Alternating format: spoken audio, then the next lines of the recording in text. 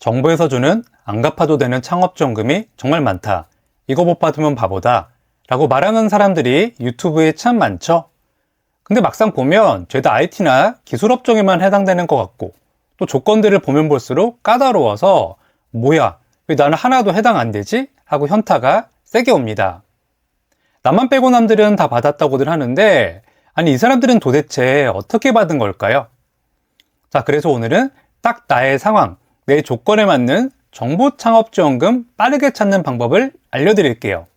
그리고 지원금 심사에 당락을 결정짓는 사업계획서. 이 사업계획서를 경쟁력 있게 쓰는 핵심 포인트 3가지를 제가 지난 13년간 창업 코치로 활동하면서 대략 300여 개 넘는 사업보고서를 코칭하고 심사한 경험을 녹여서 콕콕 짚어드리겠습니다. 오늘 영상 끝까지 집중해 보셔서 다가오는 2025년에는 여러분도 꼭 창업지원금을 받아보시죠. 혹시 골치 아픈 사업 고민 있으세요? 삼성전자 시랩인사이드, SK텔레콤의 스타트햇, CJ온스타일의 뉴비 챌린지 등 국내 대기업의 사내 창업팀들은 물론 다양한 스타트업, 중소기업의 사업 고민을 해결해온 13년차 사업코치 우코치가 여러분의 사업 고민을 해결해드립니다. 정부에서 제공하는 다양한 창업지원금.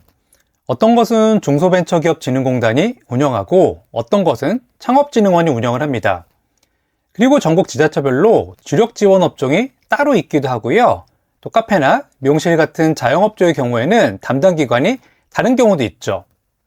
아이고, 벌써부터 머리 아프죠? 자, 하지만 여러분은 딴 거 말고 K-스타트업이라는 사이트 하나만 기억하시면 됩니다.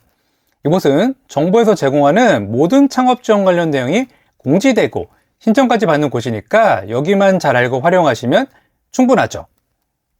그러니까 지금 화면에 보이는 주소로 들어가셔서 꼭 지금 즐겨찾기 해놔주세요. 아, 귀찮아. 몰라 나중에 할래. 이러면 결국 여러분만 손해니까요. 나중 말고 지금 꼭 해놓으세요. 자, 저는 이렇게 여러분들께 실질적으로 도움되는 구체적인 방법들이나 정보들 소개해드리고 있으니까요. 제 채널 구독해 놓으셔서 제때 요긴한 정보 받아보시고요. 또 댓글에 여러분의 사업 고민 남기셔서 저와 함께 머리를 맞대고 그 고민 해결해 보시면 좋겠습니다. 그럼 기왕 K-스타트업을 소개해드린 김에 여러분들의 상황에 딱 맞는 지원 프로그램을 골라내는 팁 하나를 드려보겠습니다. 일단 상단 메뉴에서 사업 공고를 눌러보시면 화면처럼 왼쪽 하단에 맞춤형 검색 기능이 있습니다. 이 기능을 활용하시면 지원 분야, 여기 이렇게 보이시죠? 지역, 대상, 연령, 창업 업력을 기준으로 나에게 딱 맞는 지원 내용을 검색할 수 있습니다. 이 기능을 활용하시면 내 조건에 딱 맞는 지원 프로그램만 골라볼 수 있으니까요. 많이 활용해 주세요. 그리고 오늘 소개해드릴 지원금 외에도 컨설팅 혹은 직원 인건비, 창업 공간 지원 등등 워낙에 다양한 지원 내용이 있으니까요. K-스타트업에 틈날 때마다 들어가셔서 새로운 지원 공고 뜬 거 없나 수시로 찾아보는 습관도 들여보시면 좋겠습니다. 그런데 이곳의 다양한 창업 지원 프로그램 중에서 추천드릴 만한 정부 지원 프로그램이 3개가 있습니다. 바로 예비 창업 패키지, 초기 창업 패키지, 청년 창업 사관학교가 그 주인공이죠.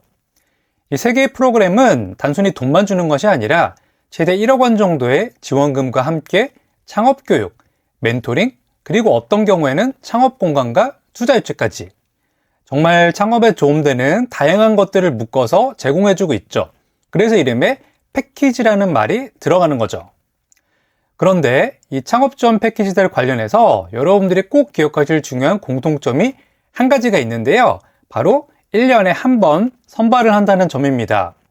그리고 3개 모두 비슷한 시기에 지원 대상을 선발하죠. 보통 1월 말 전후로 모집 공고가 나고요. 대략 3주 정도 지원 접수를 받은 뒤 3, 4월 중에 서류 심사, 그리고 발표 평가를 통해 4월 말에 최종 대상자가 정해지는 스케줄로 진행이 됩니다. 그러니까 오늘 영상 보시고 바로 2025년 지원금 지원을 준비를 시작해 보시면 스케줄상 딱 좋을 것 같아서 권해드립니다. 자, 그런데 정부지원금을 받기 위해서는 내가 왜 이 지원금을 받을 자격이 충분한 사람인지 심사위원들을 설득해야 합니다. 바로 사업계획서를 통해서 말이죠. 똘똘한 사업계획서 1개, 이게 정말 너무 중요하죠. 일단 유튜브나 블로그에 많은 전문가분들이 워낙에 사업계획서 쓰는 방법은 소개를 많이 해놓으셨으니까요. 이거 한 번쯤 찾아서 공부를 해보시고요. 제 영상에서는 다른 곳에서 잘 얘기하지 않는, 하지만 정말 중요하고 바로 써먹을 수 있는 다음과 같은 3가지 포인트를 짚어드리려고 합니다.